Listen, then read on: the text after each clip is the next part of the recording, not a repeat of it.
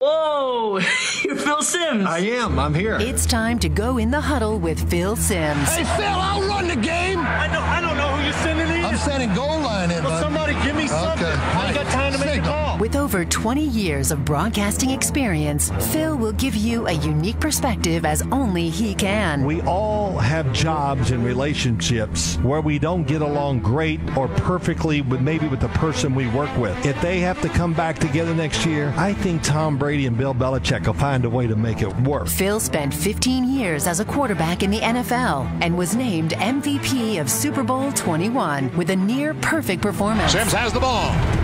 Simms throws, end zone, Bavard, touchdown! Phil Simms has always been associated with winners. LT, Parcells, and now, Russo?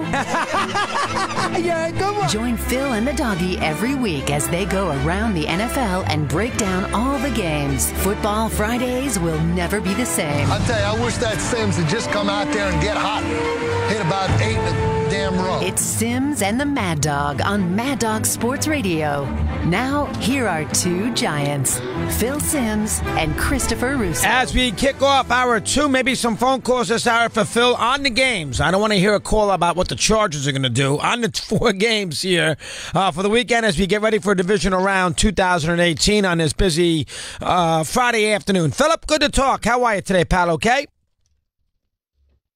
Philip, are you there?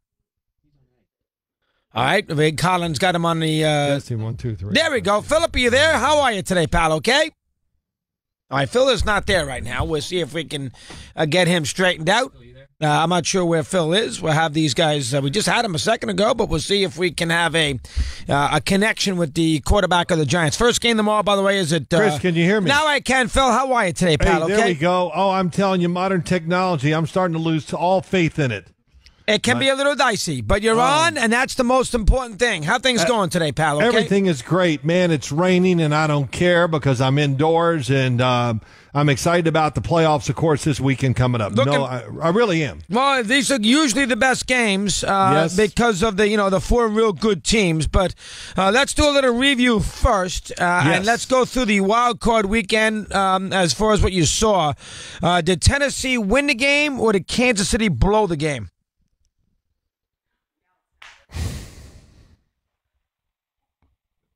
I think we lost Phil. Okay, so we'll see if we get that straightened out. Are you there, Phil? Do you hear us okay? On the phone. No. So Phil can't hear us. This is I don't know what occurred there. I thought we were in good shape. I think Collins got the right mic up for him, and I believe Eddie. I know Eddie's not in the room right now, but I believe Eddie has tracked him down. And we'll see if we get this straightened out with Phil. Second time in 3 weeks here, we've had some technical difficulties. Steve Torrey must have his hands in this in some capacity. I mean, for a foul up, Steve must be right on top of this. Let's try again and see if Phil's there. Phil, do you hear us okay? All right, Phil does not hear us. All right, so we will get ourselves organized, and I don't want to take a break yet. I want to save the breaks, but the first game tomorrow is at 4 o'clock NBC, 4:35. NBC's got the first game. CBS has the night game, and then, of course, on Sunday with the 2 games, CBS has game 1, Iron and Fouts. Remember, they rotate every year. 1 year, Fox loses a divisional game, and so Burkhart doesn't do the play-by-play with Charles Davis. The next year, CBS loses the divisional game, and Iron and Fouts don't get it. This year, we get a chance with Fouts and Iron. All right, I think we have Phil back on a phone now, and we can have a conversation. Phil, you there now? Okay? Everything all right? Yes, could you hear me? I sure can, Phil. Okay. All right, now I'm lost 2 pounds already of sweating here, so let's rock and roll, There man. we go. Here we go. All right, let's start with the original question. Is Tennessee, did they win the game last week, or did Kansas City lose it? Okay, great question. I'm going to jump right out there and say Kansas City lost it. I give them a lot of credit what Tennessee did. They hung in there. They kept running the football. But Kansas City just made some tremendous mistakes. Well, it's hard to even say that. Tennessee made so many mistakes themselves in the first half. It's unbelievable they found a way to come back and win the game. They were very fortunate. Mariota was hit one time. That was truly a fumble. Forward progress was stopped. Then every quarterback sack that's ever happened when he fumbled, forward progress would be stopped. So that was one. And then you always need a break, and they got an unbelievable break when Mariota threw the pass that was hit back to him and he caught it, because if it's knocked down, it's fourth down. It is going to be a clear, easy catch, full speed interception by Marcus Peters, and who knows what he would have done with it once he caught it. Well, not only that, if it was an incomplete pass, it would have been fourth down, and then they would have probably settled for a field goal. That could have made the difference in the game. All right, how about? Here's the other one. Let me give one more glaring error. When I watched the game, I didn't see it on TV because they didn't quite show it, but when Derrick Henry ran for the touchdown, I forgot how many yards it was. It basically, he ran to the left where they ran all night long and had great success running the football to the left. Kansas City's defense at times has struggled big time stopping the run. They lined up in a defense that you and I, no exaggeration, would have gained 10 yards. And we might have got hurt after those 10 yards, but they lined up in the defense that was so wrong and so bad that it allowed Derrick Henry to get rolling. And once he got rolling, of course, for those few yards, he made a guy miss and just walked in the end zone. Just a tremendous error on the defensive side. That's when they overstocked the other side, right? When they put the three guys. Yes, it was.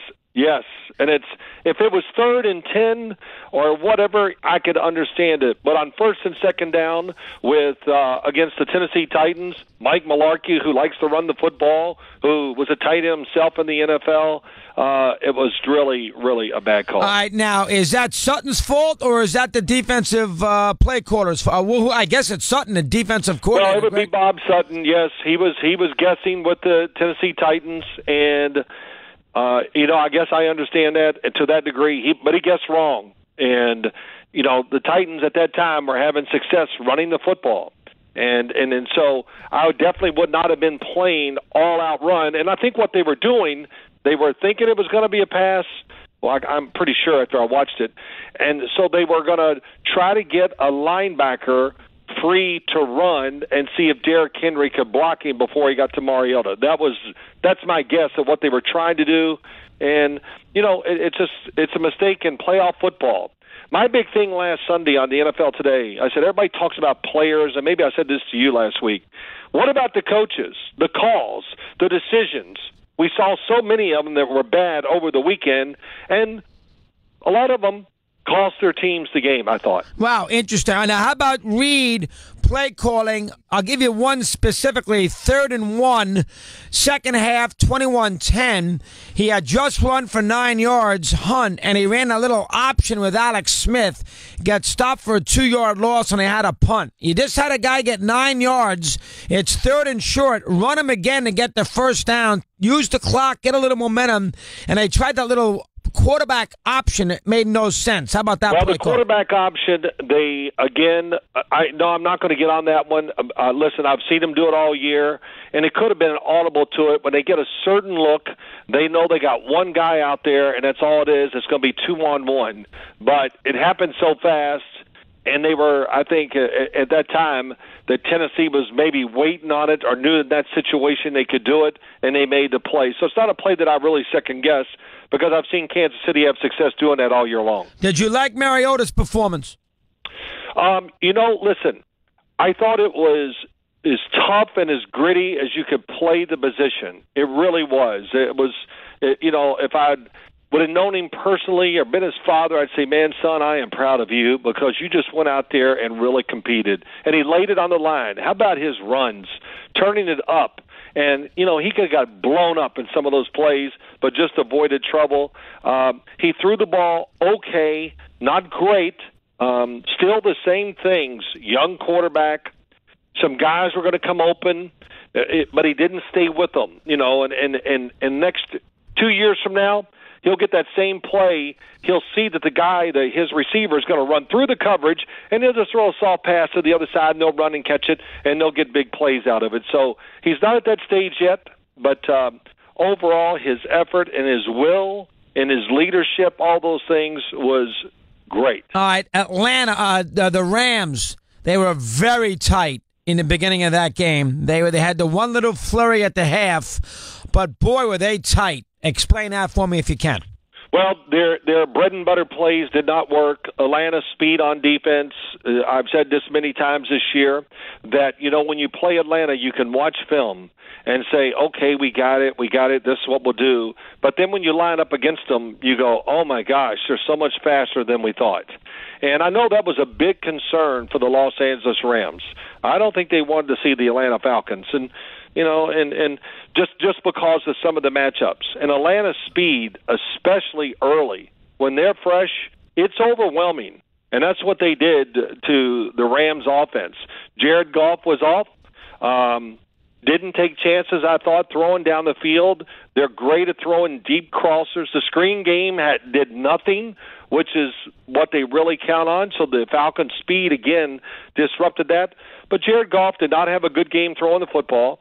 And not only that, there were guys that I wouldn't even call them taking chances. Just normal, he's open, throw it down the field, get the completion, and he didn't take those shots. So just a couple reasons why they lost. All right, L.A. lose that game or did Atlanta win it? No, I thought Atlanta won it. I'm not going to tell you. Michael Brocker's going out of the game early in that game. Right, somebody else mentioned that. Good point. Oh, my gosh. Yeah. The Los Angeles Rams defense was on fire, too. And what really was the difference in the game was the quarterback. Matt Ryan was gritty. He hung in there, and he made about 4 or 5 plays out of nothing. Even his touchdown pass, he slipped, then had to readjust as he's throwing the football and threw it much higher and softer. And, man, Chris, when that ball was in the air, I'm sure he was thinking, this could go 100 yards the other way. Yes. But he threw it so perfectly. But his movement, just a bunch of little things, they don't show up in the stat sheet. I thought Matt Ryan was really, really good in the game, and he was a big reason why they won. All right, let's go to Sunday. Then we'll do our first break and move on. Sunday, Jacksonville and Buffalo. I'll ask you this way. Why does Buffalo throw the ball in the end zone on first and goal from the half-yard line at 3 at nothing? That made no sense whatsoever. Why did you? Well, it was the key to the game, I thought. I don't know. I'm going to check it. Did you hear? Well, that was the first thing I talked about at halftime. And I had a little not fun with it. Oh, you have the option as the quarterback to run or pass it. And I go, wait, you're one of the best running teams in the NFL. You're on the 1-yard line against the Jacksonville Jaguars. A 1 touchdown is going to be humongous in the game. And you're the quarterback. And, Chris, this I watch it every week. You give the quarterback the option to hand it off or throw it from the 1-yard line, they're going to find a way to throw that football. Because of why? They want that touchdown pass. And it kind of makes you feel good. I understand all the thoughts on it. But I blame the coaches. Don't give him that option. You can call whatever it is, run up the middle, where there's an option, say run up the middle, and you got phrases like lock. In other words, you run the ball up the middle no matter what defense they get in. And they didn't do that. Not only did they not do it there, they did it earlier in the drive. Remember the little throw again in the end zone? Right. Same situation? Right. That was a run that was going to score. I'm going to say it was probably from the 8 to 10, somewhere there. I can't remember. But if they run the ball, it's into the end zone. He's going to score. But he threw the fade and overthrew Kelvin Benjamin, by a wide margin, and it went incomplete. They got it down there. They got another chance at it, and they made the same mistake the second time. Yeah, that was the key to the game. They needed to score a touchdown in that drive. They only got the field goal. That and the use of timeouts were not great, I thought, by Buffalo. At the end of the first half. I can't remember the exact scenarios. I remember just watching it going, oh, man. I think they took timeouts always do it this way. Right. Everybody goes, oh, do this. You got to play both sides of the timeout. In other words, get myself in a situation, if it doesn't work out the way I'm thinking, we can still overcome it or not hurt ourselves. Right. He caught a timeout on defense, and Jacksonville used that to march down the field and get a field goal, if I'm not mistaken. Bingo. Just, and I wanted to get that in at halftime, too, and didn't have time. But those are, again, it's amazing. I'm just telling you, playoff football. You can make mistakes. Players are out there reacting, Chris. Coaches sit there and think about it.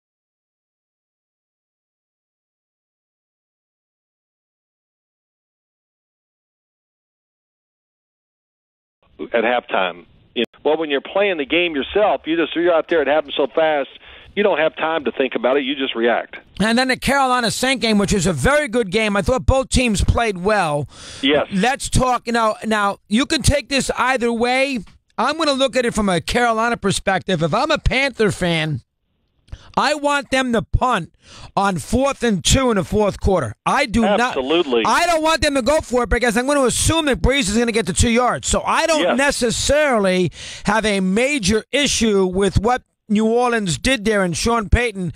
Joe Buck and Aikman did. I did not. What's your take on that? Not at all. I was right with Sean Payton. Go for it. Because, win the game. Cam Newton is hot. He's playing tremendous. And I'm thinking, okay, if you punt it, what if you punt it in the end zone? They're going to on the 20. If you go for it and miss it, I don't know. And listen, even after the interception, even if they punted, I was sitting watching the game going, Cam Newton has 4 downs. He will take them down. They are going to score a touchdown and win the game. And I'm sure and I listened to Sean Payton's press conference, that was the same thinking they had. Cam Newton is scrambling. He's playing well. He's playing well in the game. He was throwing the ball extremely well. He played really well. Yes. Oh man, he did. He looked great. He did. He played a great game. But give New Orleans, here you go again, coaching. They weren't afraid to make the call. At the end of the game, Cam Newton's, now they're moving the football, and I'm thinking, gosh, they're doing this easy. Here they go, whatever. And they dialed up a couple blitzes that were new, which I had not seen during the game, and they caught the Carolina Panthers completely off guard. And Cam Newton, as great an athlete he is and everything like that, he couldn't even react or get out of the way. He had the last play of the game was a tremendously well-designed blitz. So Dennis Allen did a good job on that. Okay. He did a great job. But Dennis Allen, he's coached under Sean Payton, and I'm sure Sean Payton said, go get him. I'm not going to sit back here and lose the game sitting here. I agree with that. We're going to lose this game being aggressive, and that's what won the game for him at the end. Excellent point. Great analysis by Phil. We will continue here as we move it along on Phil's Hour on a Friday on this 12th day of January. Back after this.